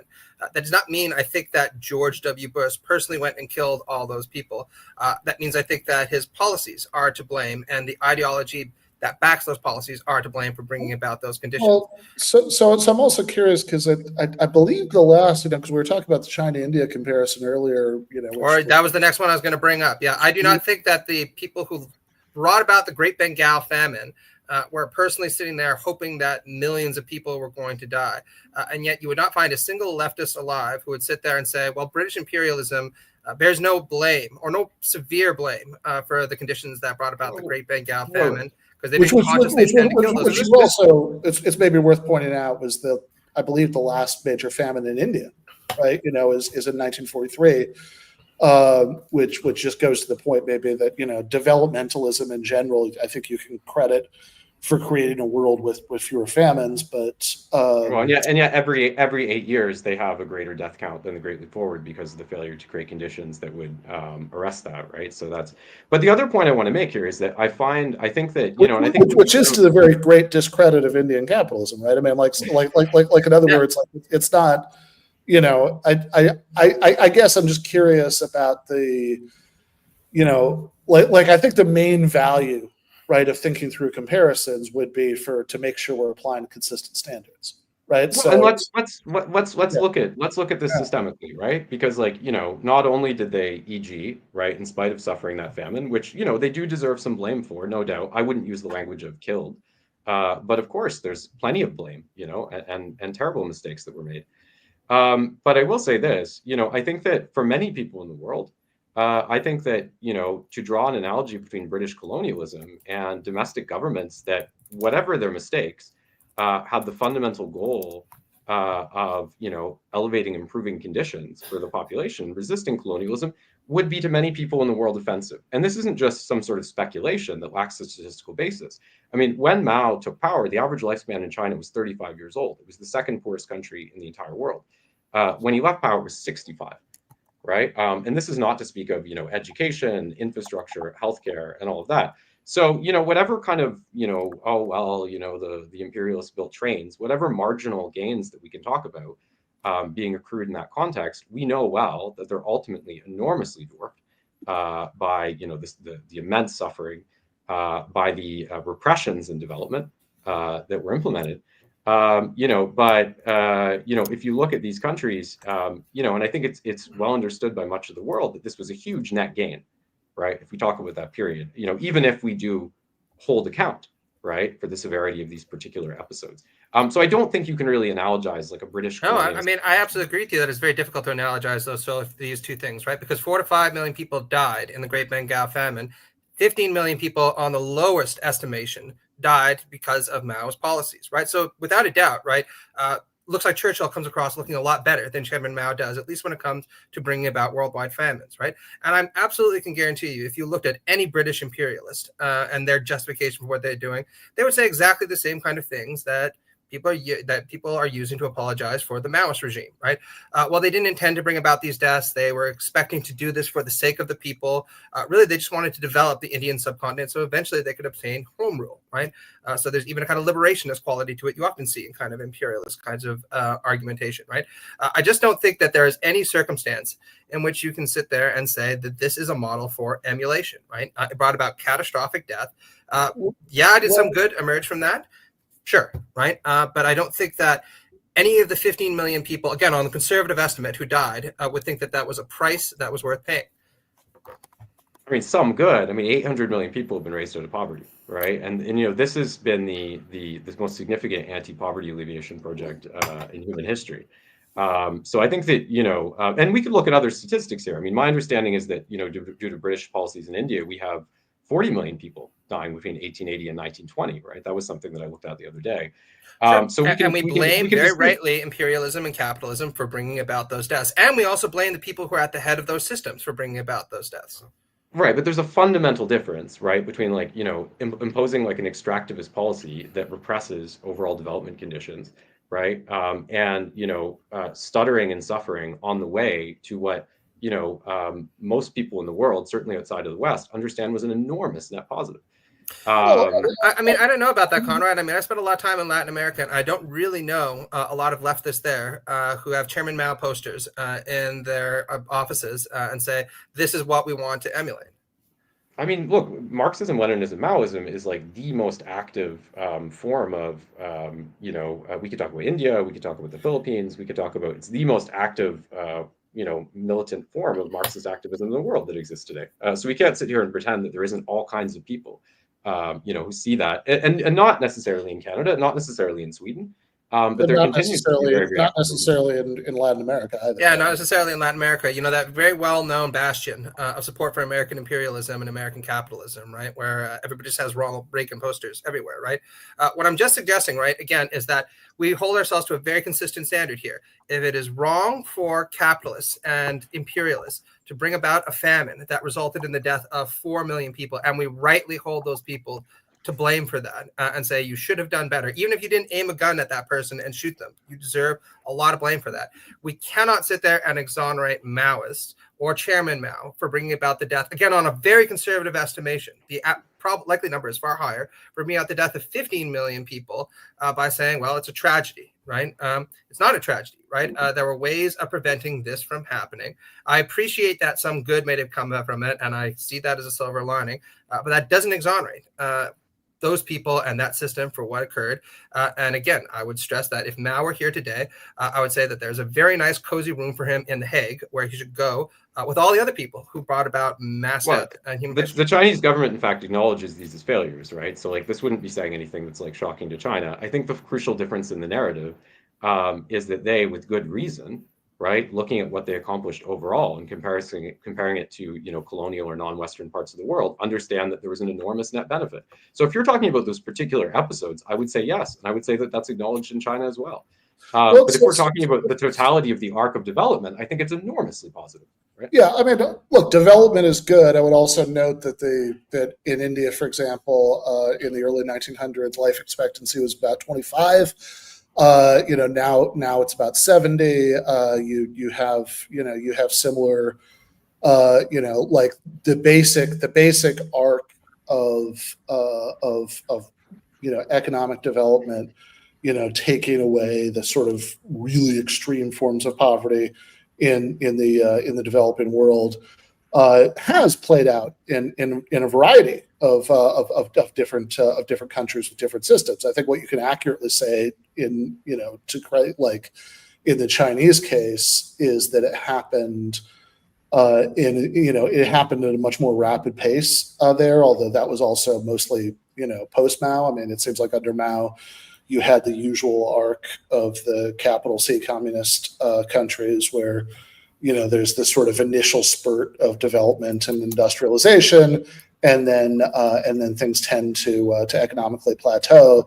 It seems like the real Chinese economic miracle was under Dengism, right? Which might be whatever lesson you want to learn from that. I'm not convinced that it's like massively, like, again, unusually successful in terms of the short time frame. I think there are things you could say about that, about the large role of the state, in the larger role of the state in economic development. I'm not convinced that it's massively qualitatively different from developmentalist stories in unambiguously capitalist countries. And maybe this goes back to, I'll just refer people to, well, it's actually not out yet, but eventually you can watch me and Conrad going back and forth about this on C. Derek Varn's podcast. I think that's coming out later this summer. We pre-recorded it, but I did just want to, like, in our last. If I could just have one qualification, right? Okay, make it really quick because I do want to. I do want to loop back to a subject that we lost before, and I do want to, if possible, give Conrad the last word. But you were saying, Matt? Sure. Well, I mean, you're talking about, could there be alternatives, right? Is there another way forward, right? Just look at Brazil, right? Brazil was a country that was governed by a right-wing authoritarian regime, far closer to the imperialist core. Lula helped lift, what was it, 23 million people out of poverty, and recently in 2023, the poverty rate in Brazil has fallen to its lowest level since he left office, right? That is a very clear example to me that there was a democratic, productive, fast path forward in the developing world. Indeed, in a country that's poorer than China, that didn't require millions of deaths and an authoritarian regime centered around a cult of personality. I mean, I like Lula, right? But I don't know even anyone, even Michael Brooks, who sat there and a big Chairman Lula poster in his room and said, whatever Chairman Lula says, I go for. Well, I actually can say from experience that he did have a picture of Lula in his apartment, but it was I retract that then. It was the photo from when he interviewed him, but by the way, fun fact for you, and I will say this, Ben, to your point. Mao period recorded the highest growth rates in human history that were only later eclipsed in the Deng period. So at that time, that was the fastest development anyone had ever seen. And then it went even faster thereafter.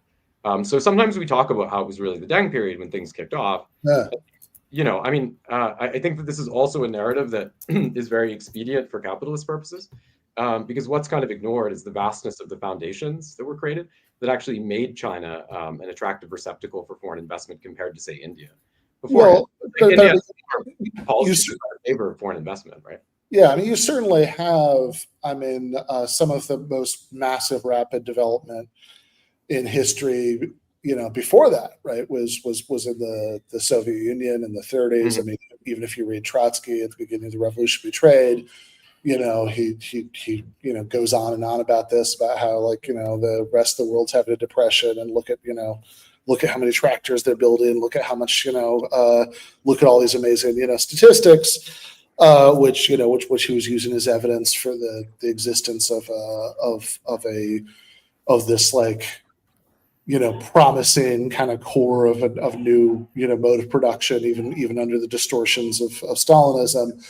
But notably, right, that was very short lived, right? I mean those were the first couple of decades, right? I mean, the Soviet Union didn't sort of maintain that kind of development, and so so my claim, and maybe you are right about that, in China too, So Eric Hobsbawm actually has a really good account for that, where he points out that GDP growth actually capped out in the Soviet Union in the 1950s in the post-war period. I know Hobsbawm is a Marxist, right? So he's not very ideological driven about this.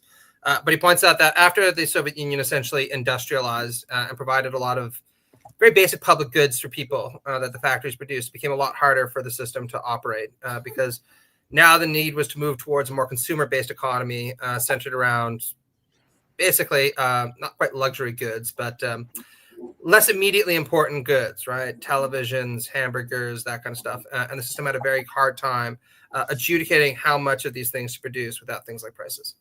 Okay, so so all of this, for the last little while, as interesting as it's been, has been about, what we kind of retroactively think about, China mostly, but these various cases around the world in the past, and what I want to do, even to sort of push us a couple minutes past time here, just because I really didn't want to leave the discussion without this, is just okay. So Matt said, "Oh no, okay, what timing? All right. Well, Jake is going to have a time of it cutting this up into." Editing this into the podcast form, but yeah. Well, I will say the point I was going to push, and that perhaps the next conversation I have with Conrad, if I don't take enough time saying this, that he comes back and I can just make it to him, is that the point I was really going to push is you'd been saying earlier that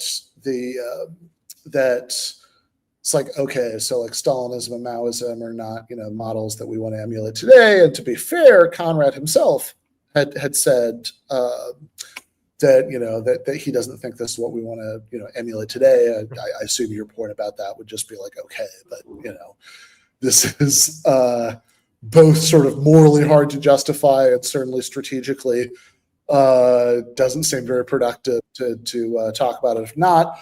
But all right, perfect timing. So I just got to what I was going to push, which is, let's do last question of the night. Matt and I will exercise iron self-discipline, and Conrad will get the last word. So all of this has been about, Chinese history mostly, or more generally, the kind of history of, socialist experiments in the 20th century. And a lot of it's been waged over the terrain of thinking about development and developmental models and all that stuff. But of course, we're facing a really different context now in developed Western nations where, we've already, industrialization has already happened. What we want is to come up with, to move towards a more egalitarian society, so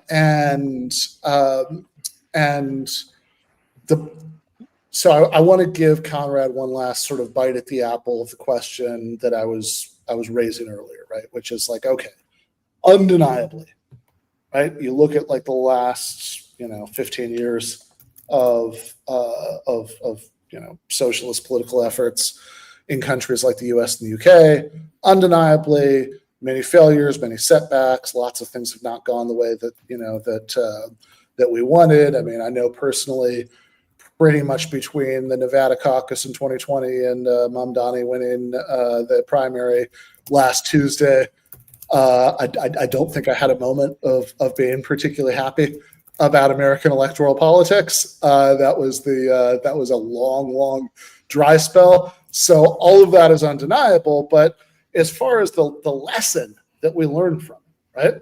Say, okay, well, if the lesson is we shouldn't be doing this, we should be doing something else because this has had these various failures and setbacks. So what's the more promising option look like, right? What's the option that has a greater probability of success than the kinds of things that the socialist left is doing today? Fourier. Yeah. That's because they had the, what is it with Fourier? My favorite thing is that he wanted to, because we got the incel crisis now, so he wanted to actually pay people by the government to go around and sleep with I guess incels. That was part of the idea. Avant la lettre.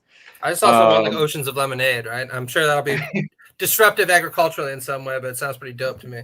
I don't know. I feel like I feel like the state-sponsored incel solution, I mean, might be a good way of building some bridges on the right. But you were saying, Conrad? But no, actually, the first thing I wanted to say was funny to me because when you led off making this point, one thing you said was, you have you've said that with respect to socialist developmental regimes in the 20th century, that the question is more, would it have been better to do something else, or did they have other options at their disposal? Right. And I point you to page 59 of Flowers for Marx, in which I say, after making these points about China and so on, ironically, this opens the door to a more charitable assessment of the DSA Jacobin line. So I actually make the exact respond to that exact point in the book, which is kind of funny. But in any case, with respect to what would be better. Now, in terms of the point I'm making, I want to be clear. I don't think it's terribly unnatural that people chose to pursue the political path they did. And I think you can kind of see the education and evolution of the politics of a generation. If you look from kind of like the negation and anti-war positions of the 2000s through to the support for Obama, through to supporting Sanders as a more radical option, because we know that Obama obviously didn't get it done, so to speak, in the kind of empty parlance of modern politics. And I don't, it's like, I think that I always go back to this quote by Frederick Jameson, right? Like, we must support social democracy because its failure Inevitable failure is the necessary condition for the emergence of an authentic left, right? So I actually think that, again, if we look at history, if we look at, social democracy and how it became Bolshevism in Russia, if we look at, the Chinese nationalists and the communists, I think very often you have to have these experiences, right? And I don't think that I can sit here and say that, oh, well, if we organized in a third party, that would be instantly more effective or anything like that. But I think what the overall push that I'm calling for here, is that, we really have to be more assertive, not just in our rhetoric, but in the kind of revolutionary organizing that we're engaged with. And I really see this process now, I think, with our society where, it seems to me that there's a big difference, because if you look at, the right, they have really been willing to lean into, in quite an extreme way, into forms of, social discontent that exist, right? And I thought it was very instructive, right, when, I think when AOC responded to the Capitol Hill protests, right? Because, she didn't just respond and say, well,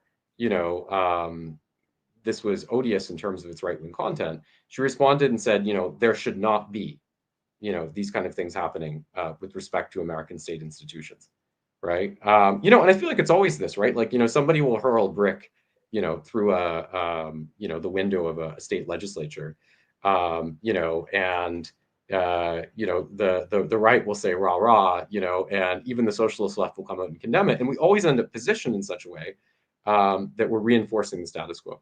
And I think that there's a lot of issues we could talk about here, right? We could talk about the failure to take a sufficiently independent position on COVID that I think was characteristic of the left in terms of calling for the extremity of the measures that were needed. We could also talk about something like, Adolf Reed has talked about Black Lives Matter, right? The limitations of, the approach of Black Lives Matter, for a socialist standpoint, right? If you look at statistics, we can see that, while poverty is racialized in the United States, class is the most decisive factor, right, in predicting police violence. So when you take this particular racial frame, aren't you in a way contributing to the obstruction, of the kind of class solidarity between blacks and whites, for example, that's necessary to effect change and to implement, universal programs, right, which I think historically are a much more effective means of dealing with this than the sort of, identitarian targeting. So there's so many things we could talk about on this level. But my fundamental point, is that I think that we have to have the courage, to adopt a more singular Marxist position, to embrace, revolutionary processes, at times even violent processes, and this goes hand in hand with the cultivation of, a yet more independent media, a yet more scholarly apparatus, independent scholarly apparatus. And all of that. So again, I'm not averse to participation within bourgeois political institutions. I don't think Lenin was averse to participation within bourgeois political institutions. You know this stuff very well, Ben. I'm sure you could sit here and give me a very good argument as to why at this time, trying to work within the Democratic Party, would be more effective than working within a third party. And I would probably be amenable to that. But I would insist upon the need for a more general radicalization at this level. Okay, well, I think it sounds like we have some agreements on the part about police violence and universalist economic solutions. Probably some disagreements on the utility of throwing bricks through the windows of state legislatures and doing left-wing January 6th. I'm sure that's a totally fair characterization of everything you just said. But in any case, we will have to pick up on that note next time we talk. But meanwhile, let's get that, Jake, if we have the image one more time. So the book is called Flowers for Marx, with essays by me and Ernesto Vargas and a foreword by our friend Daniel Tutt. But the kind of heart of the book is this big in-depth back and forth between Matt and Conrad about Marxist humanism and how to, kind of how to think about these questions about social democracy and Stalinism and all of that. And a lot of that we've barely scratched the surface of tonight. So buy the book. There is a link down there below the screen where you were watching all of us to the Revol Press order link. I think you can also get it on Amazon and all the usual kinds of places. But we will only the finest retailers, right? Yeah, all the finest retailers everywhere. No He's got doubt. that wedding in Venice. He's got to, he's got to finance that somehow, guys. Come on, let's get going. Yeah. Well, in any case, so yeah, buy the book. You'll have an interesting time, if nothing else, reading through all this. We've got links down there to where you can follow both of these gentlemen on social media. So we will cut it off there tonight, at least for the main show. Conrad, what time is it where you are? 10 in the morning. So it's not too bad. That's not too bad. I was thinking it was going to be a lot more ridiculous than that. All right. Well, Conrad, I will let you go about your day. Enjoy yourself. Thanks for coming in the show. And meanwhile, we are going to go to the post game where we are going to continue our long march through the video of Jordan Peterson debating 20 atheists. Nice. Which is I don't, there's a kind of deep flaw in my soul that as a result of which I not only subject myself to such things, but subject my friends to them. So this is clearly some kind of sickness. But I know of this flaw. Don't you worry about it.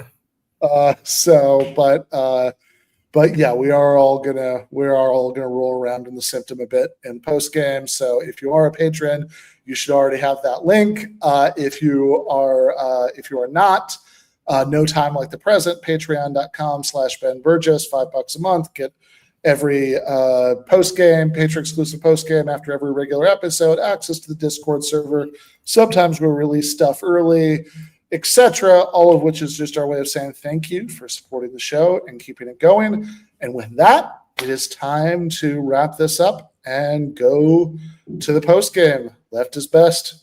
Left is best.